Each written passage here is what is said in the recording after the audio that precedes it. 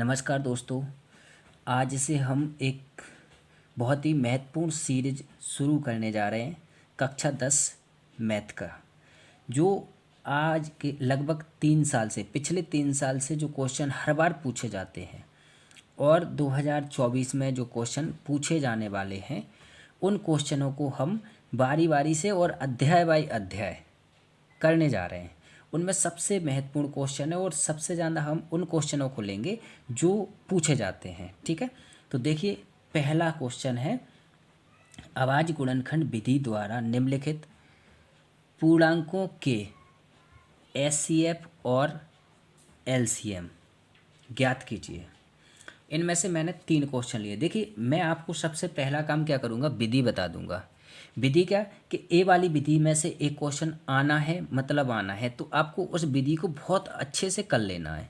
ठीक है, अब अपन सबसे पहला जो 3 क्वेश्चन है और जो तीनों रिपीटेड हैं, देखिए 12, 15 और 21, इनका एलसीएम एचसीएफ ज्ञात करना है। इनमें से देखो 2020 में आया है जी, जैसे दूसरा है जो 2019 और 22 में आया। इसी प्रकार से जो 2023 में पूछा गया था सवाल वो जो है आप देख सकते हो, और कहो तो मैं आपको बता भी सकता हूँ 2023 का पेपर।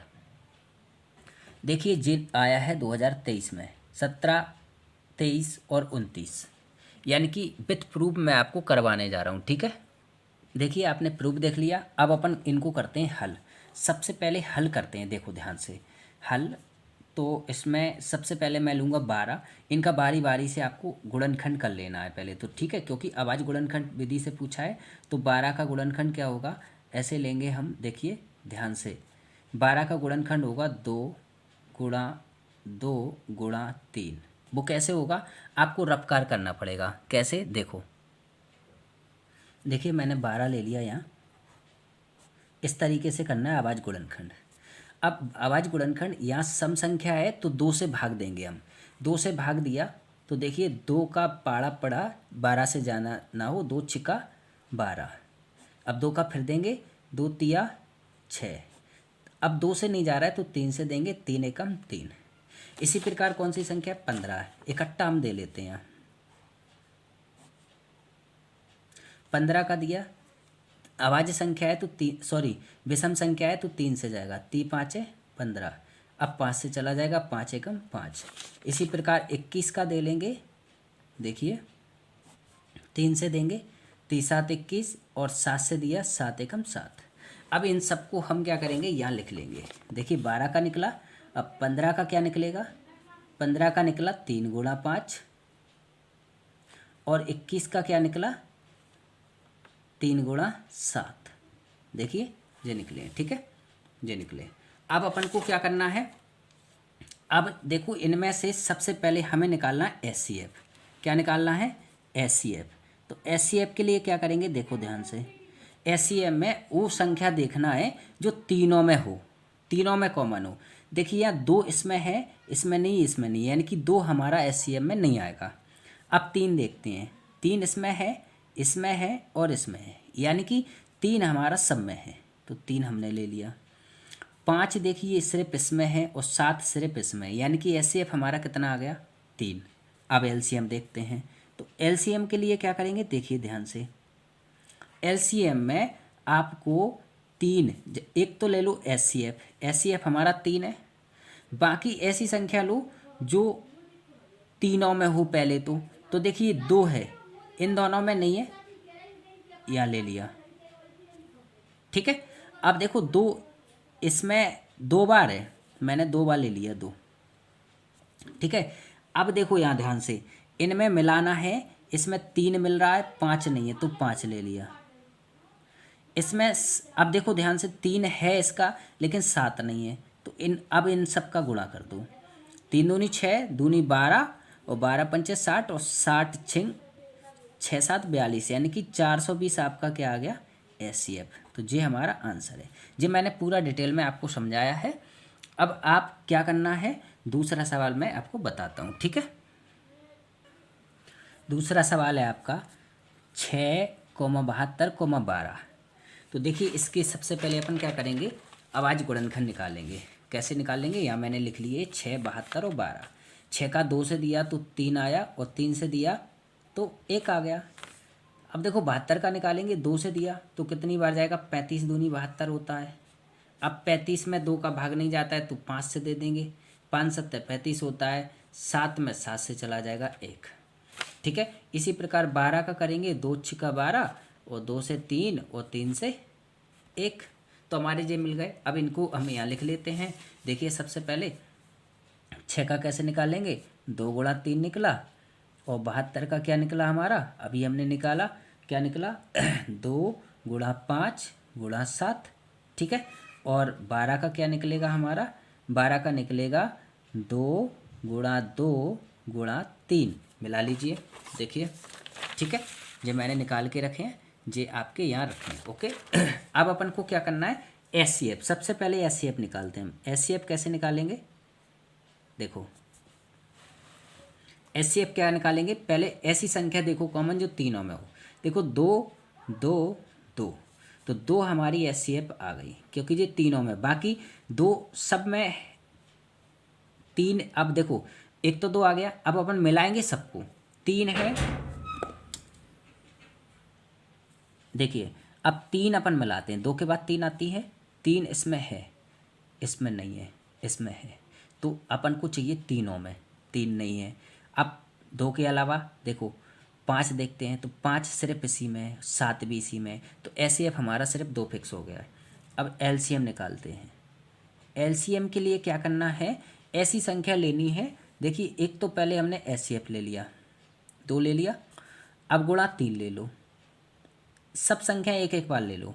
ठीक है, गुणा 5 ले लिया, गुणा 7 ले लिया। अब ऐसी कौन सी संख्या है जो उसमें बच गई है, देखिए 2 है अपन ने ले लिया, 5 है अपन ने ले लिया, ठीक है, 7 भी अपन ने ले लिया। ऐसी कोई संख्या जो किसी में डबल है और इसमें ना आई हो, देखो इसमें 2 डबल है तो अपन 1 2 और ले लेंगे। अब हमारा एलसीएम बन जाएगा, 2 तिया 6, 6 पंचे 30 और 30 7 21, यानी कि 210 हो गए, और 210 में 2 का गुणा किया तो कितना आया, 21 दूनी 42, 420 ही इसका भी आएगा। ठीक है, तो ये हमारा एलसीएम निकल आया। अब अगला देखते हैं। अगला सवाल है जो आपका 2023 यानी कि पिछली साल पूछा गया था, 17 19 29। देखिए इसमें एक चीज़ नोटिस कीजिए आप, तीनों अभाज्य संख्याएं, तो इनका सबसे पहले हम अभाज्य गुणनखंड निकालते कितना आता है। देखिए जो मैंने लिख रखे हैं 17 का, अब बताओ 17 में किसी का भाग जाता है, 17 के अलावा किसी से भाग नहीं जाता इसमें, तो ये 17 एकम 17। इसी प्रकार 19 एकम 19, इसी प्रकार 29 एकम 29, यानी कि ये तीनों ही इसके अभाज्य गुणनखंड हैं। ठीक है, चलिए तो हम लिख लेंगे 17 का क्या लिखेंगे, 17 बराबर 17 गुणा 1, 1 का तो भाग जा सकता है। ठीक है, ऐसे ही 19 का लिख लेंगे, 19 बराबर 19 गुणा 1, कितने सरल सवाल हैं। इसी प्रकार से 29 29 गुणा 1, यानी कि ऐसी संख्या जो सभी में है, तो एचसीएफ कितना आ जाएगा हमारा, एचसीएफ आ जाएगा 1।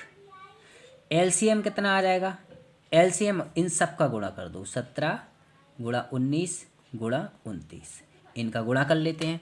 ठीक है, देखिए इसका गुणा करने पर हमको कितना मिला, 11 33 9, यानी कि ये हमारे 3 अभाज्य गुणनखंड विधि द्वारा सवाल हो चुके हैं। अगर आपसे इससे अलावा भी अगर पूछा जा सकता है तो आप इसी प्रकार इनको कर लेंगे। ठीक है, चलिए अब अपन अगला वाला सवाल देखते हैं। देखिए दूसरा सवाल है आपका, एचसीएफ 306 कॉमा 657 बराबर 9 दिया है, यानी कि ये दो संख्या इनका एचसीएफ इतना दिया है, एलसीएम इतने इतनी संख्याओं का ज्ञात कीजिए। क्वेश्चन पिछली बार पूछा गया था 2023 में। अब आप कहेंगे झूठी कह रहे हैं, तो देखिए मैं आपको बता देता हूँ। देखिए ये दे रखा है आपको प्रूफ, यानी कि 2023 में आपसे पूछा गया है। अब देखिए इसका सॉल्यूशन सबसे पहले हम लिखेंगे दिया है। अब हमें सबसे पहले सवाल में क्या क्या दिया ये लिख लेते हैं। देखो एचसीएफ हमारा कितना दिया है, तो हम लिखेंगे यहाँ एचसीएफ बराबर 9। ठीक है, दूसरा हमको दिया है प्रथम संख्या, तो हम फर्स्ट संख्या या ऐसे लिख लेंगे फर्स्ट। ठीक है, कितनी दे रखी है, 306। द्वितीय संख्या क्या दे रखी है आपको, 657। ठीक है, क्योंकि देखिए ये प्रथम संख्या है, ये द्वितीय संख्या है। अब एक सूत्र होता है, सबसे पहले वो सूत्र लिखते हैं हम। देखिए ये आपका सूत्र होता है, प्रथम संख्या गुणा द्वितीय संख्या बराबर एलसीएम इंटू एचसीएफ। तो देखिए अब अपन मान रख देते हैं, प्रथम संख्या कितनी है आपकी 306 गुणा द्वितीय संख्या कितनी है 657 बराबर एलसीएम नहीं पता गुणा एचसीएफ पता है 9। ठीक है, अब हम क्या करेंगे, इसको सबसे पहले पक्षांतर करेंगे, किसका, इसका। अपन को एलसीएम मान चाहिए तो 9 को इधर लाएंगे तो 306 गुणा 657 और बटे में आ जाएगा 9 और बराबर में एलसीएम। 9 से कोई संख्या कट रही है तो काट दो, कट जाएगी। 9 से इसी को काट देते हैं, 9 तिया 27 और 3 बचेंगे, 9 चौको 36। तो यानी कि हमारा हो जाएगा यहाँ हमारा आ गया एलसीएम बराबर 34 गुणा 657, क्योंकि 9 से देखिए 9 से आपका ये कट गया है। ठीक है, 9 से 306 को अपन ने 34 बार काट दिया, तो यहाँ हमने लिख लिया। चलिए अब इसका गुणा कर लेते हैं, और गुणा करने पर हमको प्राप्त होता है 22 33 8। ये हमारा आंसर मिल गया। ठीक है, ये बहुत मोस्ट क्वेश्चन है और ये इस बार भी पूछा जाएगा, ये क्वेश्चन रिपीट होगा। ठीक है, तो इसको आप बहुत अच्छे से कर लेना। देखिए अगला सवाल है हमारा, सिद्ध कीजिए कि √5 एक अपरिमेय संख्या है। ये भी क्वेश्चन रिपीटेड होता है, हर बार लगभग पूछा जाएगा, क्योंकि अब नंबर वाइज उन्होंने हटा दिया है, तो ये क्वेश्चन की ज़्यादा संभावना है पूछे जाने की। और ये अगर मैं कहूँ पूछा कब गया है तो 2020 में ये पूछा गया था। ठीक है, 2020 में ये पूछा गया था। अब अपन इसको देखते हैं हल। देखिए सबसे पहले इसने कहा है सिद्ध कीजिए कि √5 एक अपरिमेय संख्या है, यानी कि ये √5 एक अपरिमेय संख्या है। अब हम क्या करेंगे, हम इसको सॉल्व करने के लिए हम सबसे पहले लिख देंगे, हम इसके विपरीत मानेंगे। हमने लिखा माना √5 एक परिमेय संख्या मान लेंगे, एक परिमेय संख्या है। हमने क्या किया, इसके विपरीत मान लिया। ठीक है, हमने माना √5 एक परिमेय संख्या है। अब आगे देखते हैं। देखिए जब हमने परिमेय संख्या माना तो परिमेय संख्या किस रूप में होती है, P/Q के रूप में, यानी कि अंश बटे हर के रूप में होती है, भिन्न के रूप में होती है। तो हमने इसको P/Q के रूप में मान लिया। यहाँ लिख देंगे हम P और Q। हमने यहाँ क्या लिख दिया, अतः P और Q दो सहअभाज्य पूर्णांक हैं, जहाँ Q बराबर नहीं 0, यानी कि Q बराबर आप 0 नहीं रख सकते हैं। ठीक है, चलिए अब इसको थोड़ा सा यहाँ से सॉल्व करते हैं। मान लो हमने क्या कहा, दोनों पक्षों का हम वर्ग कर देते हैं इसका। तो हमें क्योंकि रूट हटाना है यहाँ से, तो हम क्या करेंगे, दोनों पक्षों का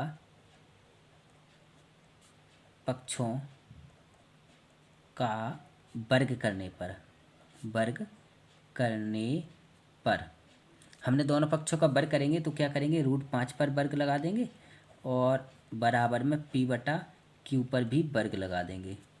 ठीक है, जब अपन को पता है रूट पर कोई संख्या यानी कि रूट पर कोई भी वर्ग हो, तो किसी संख्या के रूट पर वर्ग हो तो वो संख्या अकेली बाहर आ जाती है बराबर, और ये हो जाएगा P²/Q²। Any problem. अब अपन क्या करेंगे, यहाँ से अपन इसका मान निकाल लेंगे, यानी कि पहले तो इधर लाएंगे 5, इस Q² को इधर लाएंगे, बराबर में ये हो जाएगा P²। इसको हमने समीकरण 1 दे दिया। ठीक है, अब यहाँ से क्या करेंगे, Q² का मान निकालेंगे, तो Q² बराबर हो जाएगा P²/5। ठीक है, हमें Q² का मान आ गया P²/5। अब हम यहाँ लिख देंगे, कुछ डेफिनेशन लिखनी होती, हमने यहाँ लिख दिया, अतः P² 5 से विभाजित है, अर्थात P भी 5 से विभाजित होगा। इसको हमने स्थिति नंबर 1 मान लिया। ठीक है, चलिए अब अपन क्या करते हैं, देखिए एक विभाजित है इससे, है ना, तो अब अपन इसका गुणनखंड मान लेंगे कुछ एक। देखिए अतः हमने माना P बराबर 5m, 5m मतलब 5 का मल्टीप्लाई। देखिए P का मतलब 5m, यानी कि P का एक मल्टीप्लाई 5 भी है। ठीक है, मल्टीप्लाई। ठीक है, ध्यान से देखना आप। अब हम यहाँ से क्या करेंगे, P का मान जो यहाँ है, अब अपन इस मान को अपन क्या रख देंगे, यहाँ रख देंगे। ठीक है, तो हम रखेंगे P का मान समीकरण 1 में रख देते हैं। ठीक है, समीकरण 1 में रखने पर, ठीक है, रख दिया। हम क्या रखेंगे, 5 क्यू स्क्वायर बराबर, यहाँ पी की जगह पर क्या रख देंगे हम 5m स्क्वायर, m की घात 2। ठीक है, अब देखिए यहाँ 5 है और जे क्यू स्क्वायर है बराबर, यहाँ 5 का वर्ग तो 25 हो जाएगा और m स्क्वायर हो जाएगा। ठीक, अब क्या करेंगे हम, यहाँ से हम 5 को पहले पक्षांतर कर देते, तो क्यू स्क्वायर का मान निकालेंगे हम। अच्छा एक काम करते, 5 क्यू स्क्वायर और 25 को इधर लाते तो 25 बटे में आ जाएगा और बराबर में क्या हो जाएगा m स्क्वायर। ठीक है, 5 से 25 कट जाएगा, 5 बार कट जाएगा, या आ जाएगा क्यू स्क्वायर बटे में 5 आ गया और बराबर में m स्क्वायर। देखिए कंडीशन दूसरी बनती है हमारी, क्या यहाँ देखिए अब हमारा यहाँ आ गया, हम यहाँ लिख देंगे यहाँ क्यू स्क्वायर 5 से विभाजित है, अर्थात क्यू भी 5 से विभाजित होगा, स्थिति नंबर 2। अब हम यहाँ कह सकते हैं कि स्थिति 1 और 2 से स्पष्ट होता है कि पी और क्यू दो सहअभाज्य पूर्णांक हैं, यह विरोधाभास हैं, किंतु त्रुटिपूर्ण कल्पना के कारण हुआ है। मतलब क्या है कि जी दोनों एक दूसरे से देखनी, यहाँ क्यू स्क्वायर भी 5 से विभाजित हो रहा है, यहाँ पी स्क्वायर भी 5 से विभाजित हो रहा है, तो ये ऐसा नहीं हो सकता है, यानी कि दोनों एक ही संख्या से विभाजित नहीं हो सकते। ठीक है, तो हम लिख देंगे, यहाँ नीचे लिख सकते हैं हम, अतः √5 एक अपरिमेय संख्या है, अपरिमेय संख्या है।